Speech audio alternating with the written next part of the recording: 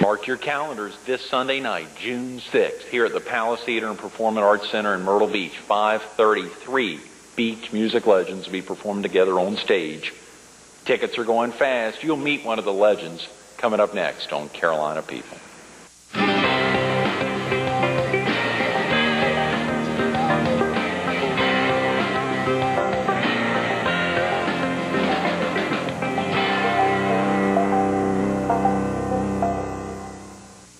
Good morning. Welcome to Carolina People. This morning we're at the Palace Theater in Myrtle Beach. We're focused on this Sunday night's 3 Beach Music Legends concert, which will be held here at 5:30. And we're visiting with Billy Scott, one of the 3 Beach Music Legends. Good morning, Billy.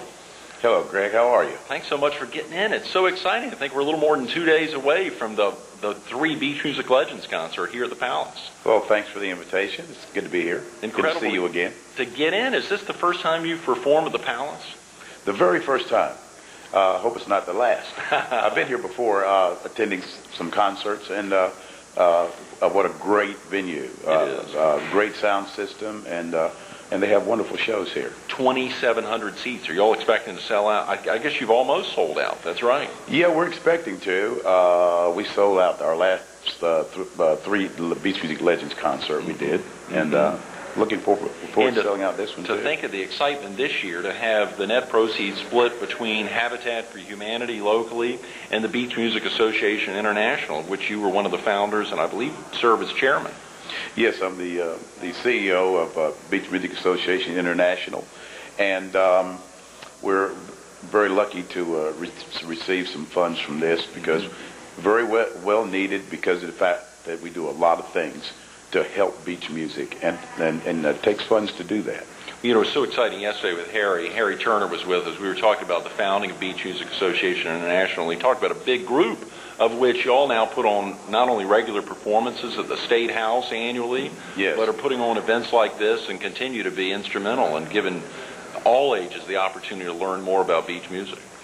Well, our board comes up with a lot of good ideas, and especially Hilda Carter. Hilda has goes to bed at night and dreams up all the good things that we need to be doing, and so we are lucky to have her on our board. And performing with the Embers and Maurice Williams this Sunday night, you got to be feeling incredible about that. It's very exciting to perform with these peers of mine, I should say, and I've been knowing Maurice for a long time, many years, and also the Embers, and who better to represent North Carolina than the Embers. I mean, they've been singing rhythm and blues since the 50s. Right.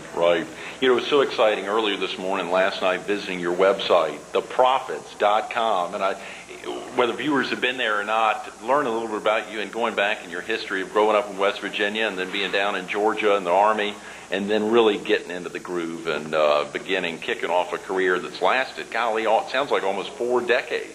It's lasted 4 decades. I've been very fortunate, very blessed, to come from West Virginia, Huntington, West Virginia to be exact.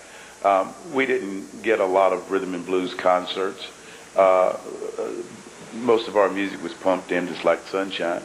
And but fortunately enough, late at night, I had this little transistor radio, and I got to listen to WLAC out of Nashville, Tennessee, John R. And he played a lot of great rhythm and blues. And I think he was instrumental in getting a lot of rhythm and blues artists started because of his show. That was your first involvement with music, I guess, then. Pretty much so. I guess I must have been 11, 12 years old when I started listening to John R. And a couple of years after that, I had my first little group when I was 14. Billy, where do you now call home?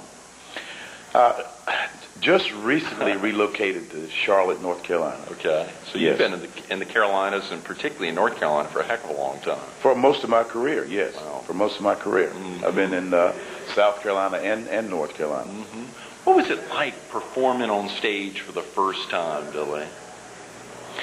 It was extremely exciting. And I was very nervous at the time because I was used to singing on the street corner. Not for big crowds, like in an high school auditorium and such, but singing on the street corner with your friends, and you might attract 5 or 10 or 15 people, and that was it. But when I first sang on stage was at Douglas High School in Huntington, West Virginia, and I was a nervous wreck. Yeah, I bet. Do you still get nervous now at all? Are there any twinge of anything? Before every show. Is that right? Yes. Before every show, come I get on. nervous. Oh, yes. You put on thousands of shows. How could you still get nervous? I know. It's just one of those things. I get these butterflies, and they're there until after the first song. Until after the first song. Until after the first song. Now, do you think that's indicative of most performers, or would you be an exception to the rule? I guess it all depends on the performer. I don't know, has it anything to do with confidence or not? I'm a pretty confident person, but I think it's the anticipation of getting out on stage and performing that makes me a little nervous. But once I get out there, I'm fine, because I know my audience. I know what I'm going to do when I get out there, and I just get those little butterflies before every show, and I'm glad I get them. You know, if you'd said you were an exception to the rule, I'd have to tell you were in good company, because Maurice Williams was with us on Monday and Tuesday, and he talked about still getting butterflies. Really? And of course, part of the aspect for him is not knowing who's in the crowd, just never knowing who's there, and whether it's a tiny crowd or a huge crowd. I think I saw back in the mid '80s, there was an event at a Charlotte Coliseum, maybe, where the Temptations were playing. Do I have the year correct? Yes. 87, I think, and yes. saw 17,000 folks, and to see you and the Prophets performing there to a sold-out crowd, an incredible way to help kick off or kick off y'all's incredible career here in the Carolinas. With those kind of crowds, you get really nervous. It's because it's so huge, and you don't want to make any mistakes. You know, one of my heroes is Sammy Davis Jr. And I once saw Sammy, and he said that he was nervous before every performance. And so I said, well, then it's okay for me to be a little nervous. It's all right. Very definitely. You know, because he was the big guy. You know, and but it's nothing wrong with that, because once you get out there, it dissipates, it disappears, and then you're having a great time. But I walk back and forth. I just get nervous. And the rest of the band pretty similar? No. Yeah, no, just Billy. They're all okay. They're all cakewalk, yeah. They're all okay. I'm so glad you mentioned Sammy Davis Jr. I think one of the thrills of the show on this Sunday night, the finale. You've got the Rat Pack, which performs regularly here at the Palace, coming in to do that finale wrap-up. Sammy Davis Jr., Frank Sinatra, and Dean Martin. Right. Fortunately enough, I saw their show, I guess about 4 or 5 weeks ago, and got an opportunity to meet them after the show. And we've been together on 2 other occasions for me to be around them. And it is an experience to be around the Rat Pack. You feel like you're with the real Dean Martin, the real Sammy Davis, and the real Frank Sinatra. I mean, they act just like those guys. They really do. Yeah. That's going to be exciting for so many of the phenomenal. folks. And of course, folks will call, and whether the ticket price is right for them or not, they've got to remember the net proceeds are benefiting Habitat for Humanity and Beach Music Association International. And that's so vital in a community. It certainly is, and Habitat for Humanity is the most important one, because they are that money goes to building a home for the needy. Right. Our money is for the BMAI, is for the promotion and preservation of our music, our heritage, Carolina Beach music, and of course we need those funds because we don't want to lose any of that. And that's why we continue to protect it and preserve it. I know there's been talk about the 3 beach music legends working together with Habitat for Humanity to build a house, which is incredible down in the area, and the excitement of that. And Harry and I were kind of kidding about that yesterday, but the excitement of seeing you guys out there, of course, Maurice, I mean, just the amazing thrill of that. That should be great. That's important. I think it's extremely important that we come together and work together for common good. Let's talk about the first group you joined and how you were introduced to that group, how that got set up. I think I saw back in the 60s performing as a backup with Roy Smith, and then I think you all were introduced to somebody, or he helped introduce you to a manager. Yes, he did. it was a lot of fun. See, I wanted to be a singer when I went into the Army. I didn't want to go into the Army, but I was kind of forced into that. But while I was in the Armed Forces, I sang at the NCO clubs and the enlisted men's clubs, put little groups together and little vocal groups together and sang, and continued that throughout my stint in the military. Got out, met Roy Smith before I got out of the Army, and did some backup vocals for him in the studio along with my former wife. And Roy introduced us to our manager, who became our manager, Tommy Witcher of the Prophets. And then Roy introduced me. First star I ever met was Brian Hyland. Oh, wow. And I was really excited to meet him in the studio. And so, you know, once you experience some of the great things that performers do, it gets into your blood, because you start doing these things yourself. You go to the studio and you record background vocals, and then you look forward to recording your first song yourself. Wow. And then you do that, and then first thing you know, you do an entire album, and it just it gets in your blood. You get addicted to singing and performing. I dance a lot. You dance. A lot of people don't perform like I do, and I'm fortunate, I should say, that I'm an all-round performer. But to do all these things is very exciting. To watch people smile, to watch them dance to your music, to watch them have fun, and forget about their troubles and woes for 2, 3, or 4 hours is good for me. You just said a couple things in that the series of words there, Billy, and it's so exciting. I know Harry talked about that yesterday. You're such a great performer, A, and B, you do so much to build the name of beach music and just the camaraderie within so many folks who follow and have been following it for years. But you also mentioned recording a single and recording albums, and I think I saw at theprophets.com you've now recorded, I believe, 30 singles, 30 separate singles, and 49 albums, including the compilation albums. Includes, that's compilation. insane. That's incredible. How have you been able to do that? But just by being fortunate, there are people that believe in you and believe in your ability, and sometimes I don't believe in my ability like other people do, but I'll go in to record a song, and for the most part, it happens. It turns out very well, whether it's a top 40 song or not. It's the fact that I was asked and to do it together, collaborate with other people, and to get it done, and it becomes a part of your history after that. You know, it's all done, and it's a part of your history. It's all documented. Billy, we're talking about 49 albums, including those compilation pieces, and we think about some of the stuff you've done recently up at Fred Shaw's studio, the Soul Wave, Volume 1, the Singers and Songwriters piece, and of course that really exciting DVD that you put out, I believe, last year at the Newberry Opera House that has some of that footage of backstage scenes, some incredible stuff there. Well, you know, it was a lot of fun recording that. Particularly at one of the greatest places you can perform in South Carolina besides the Palace Theater, in Newberry, South Carolina, the Newberry Opera House. And they have great artists coming in there to perform. The last show I saw was Lou Rawls there in concert. And to be able to record and tape your performance in that historical genre is amazing by itself. I had so much fun doing that. The performance and then all the backstage footage that we did.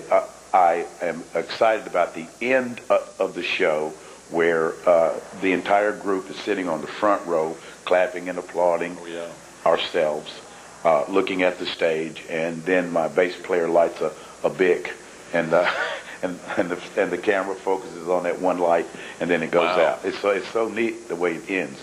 But the whole package was great. That has been a very really popular exciting DVD. It's been moving heavily. And if viewers interested in getting a copy of that, where would they want Could they visit theprofits.com? Our website. Okay, that's Certainly. the best place to go. Yes. Okay, great. Yes.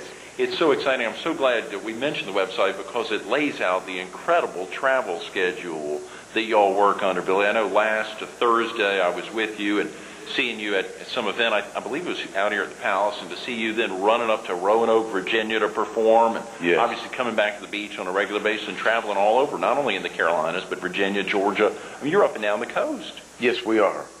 And some people don't get an opportunity to travel like we do, to take your songs, your performance to the people in Florida and Alabama and Georgia and all over the Carolinas, Virginia and Tennessee and West Virginia. And so we're able to do that. We love to travel. We love to travel. If I had to sit down in one place, I'd probably get very bored. If I was a house band somewhere, I'd get very bored.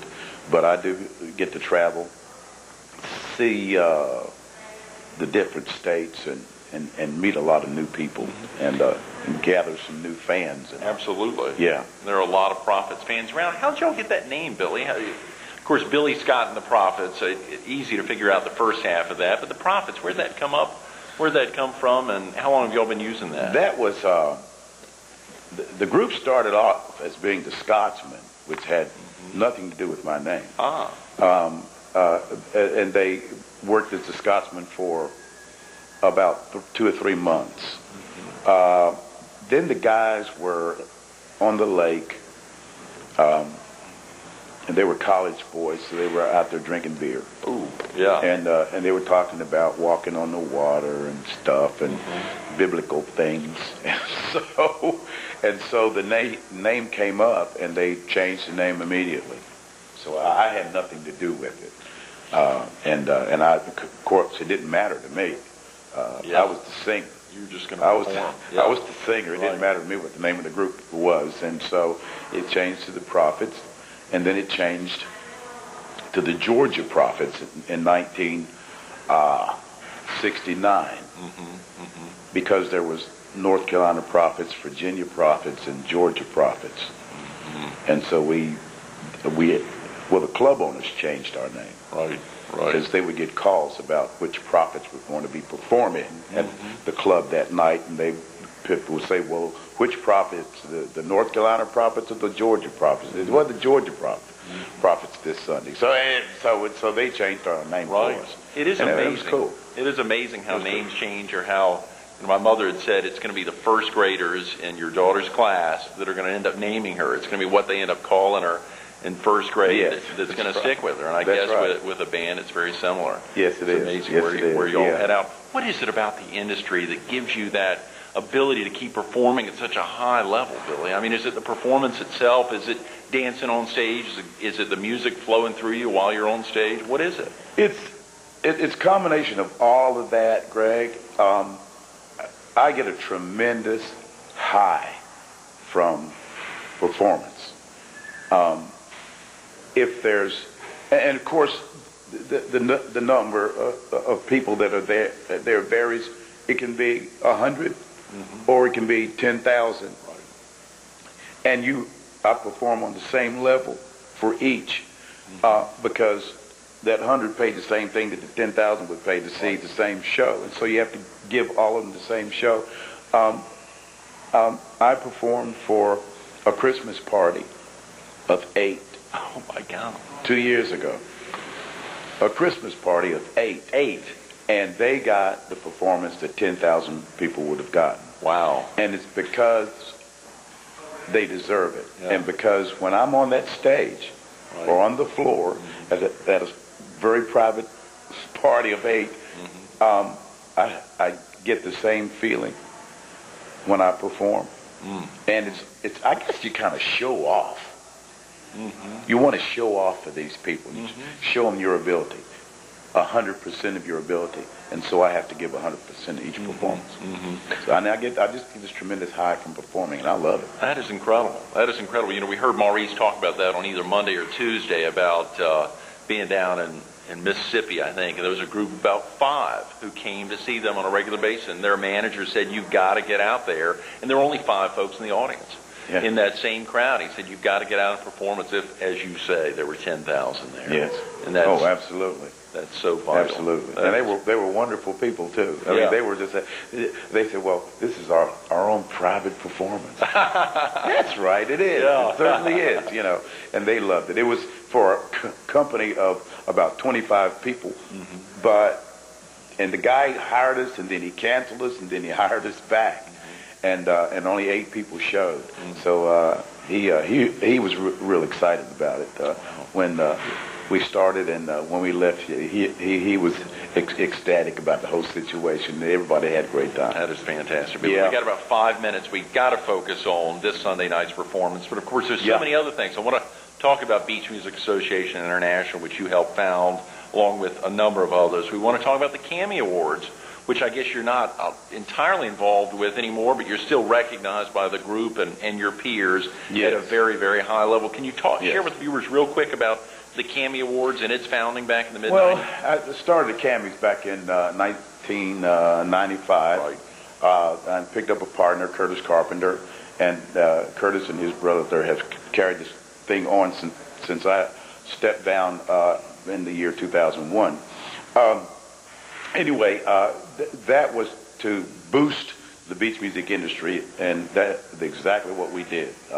More albums started coming out, more performers have come out of the woodwork, more clubs, more radio stations, more of everything that we needed for the industry. And so I'm real happy about that. But I still promote the CAMIs because that's all we got as far as, that's all we had as far as an award show until the Rhythm and Beach Top 40 award show, which just started recently.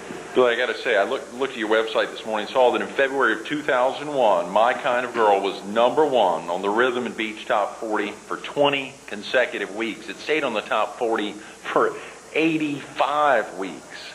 Isn't that amazing? My Kind of Girl. And you know, there was an era, I thought it was 20 weeks at #1, but I got an award which I was made, what was it, Artist of the Decade or something. Right, Male Vocalist of the Decade. And and so on that award it says My Kind of Girl 21 consecutive weeks. Wow. They probably we have to add a week now. Yeah. 21. You got to go 21 back to weeks, 21 weeks. theprofits.com and check. That's a record for that's incredible. A song at #1. But in the beach 85 music weeks market. in the top 40. That's a long time. That's a few years. That's a year and a half. That's a long time. That is amazing. And indeed, it's amazing. And I'm very grateful for that to the fans, because without them requesting and buying the song, it wouldn't have lasted that long. We got 3 minutes. We got to talk about this Sunday night's concert. Sure. It gets folks pumped up. Why do they need to get out here? Whether it's if they're out here to support Habitat for Humanity or Beach Music Association International, just what are they going to get a feel of? Harry talked about it yesterday. Of course, we talked about it all week. But why should a viewer travel in from Laurinburg or Hartsville? Well, I'm pumped up about it, and Sunday night's going to be a great night, a phenomenal night. It's going to be a phenomenal night. And the reason why people should come is because, #1, you have to support beach music. #1. I don't care about anything else Sunday except beach music and the fans. I'm going to be there. I've been in beach music for 38 years, promoting it, preserving it for 10, 15 years outside of performances. Maurice Williams is going to be there. A huge national act. He's in the Guinness Book of World Records of the shortest #1 song ever. Stay, yeah. Stay, and a great performer and a super songwriter. I just heard some new stuff that he's written, some Christmas stuff that's just out of sight. Because he has been there beside me, helping me with the preservation of beach music. Right. And then the Embers. Yeah. They've been there for going on 50 years now, performing beach music and rhythm and blues. And so they're going to get a combination of performances, great performances, and at a great venue. You can see us in a nightclub. You can see us downtown USA somewhere Right. at Live After 5, and you can see us at some of these festivals in the different cities and different states. But you don't get to see us on a stage like the Palace Like Theater. the Palace. Yes, and it's totally different. And those are all the reasons why they need to come. That's great. It's a great way Yeah. to help wrap up the Sun Fun Festival, which kicks off Absolutely. kicked off yesterday, and so many of the events. Lastly, Billy, when you think about all the travels and 40 years now, almost 40 years performing in the industry, getting involved in it at age 11, growing up in Huntington, West Virginia, think about inspirations for you early on.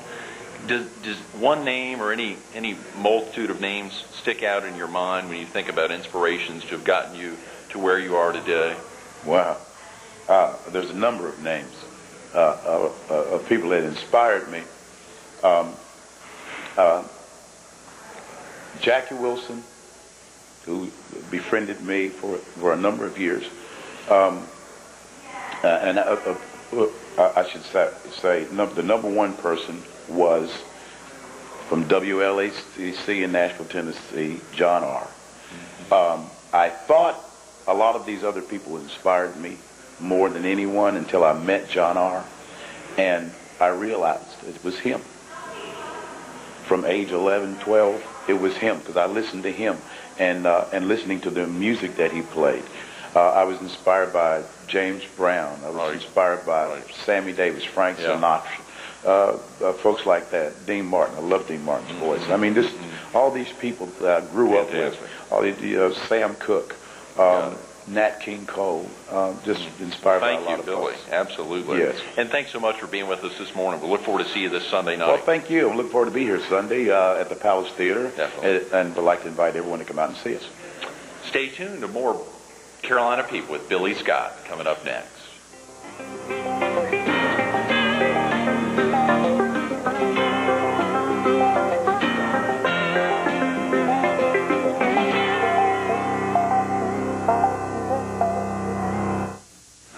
Inspired by names like Jackie Wilson, John R., James Brown, Sammy Davis Jr., Billy Scott of Billy Scott and the Prophets will be here this Sunday night, the Palace Theater in Myrtle Beach, performing on stage with some amazing beach music legends, the Embers and Maurice Williams of Maurice Williams and the Zodiacs. Get out here. The performance is at 5:30, the Palace Theater. We need you.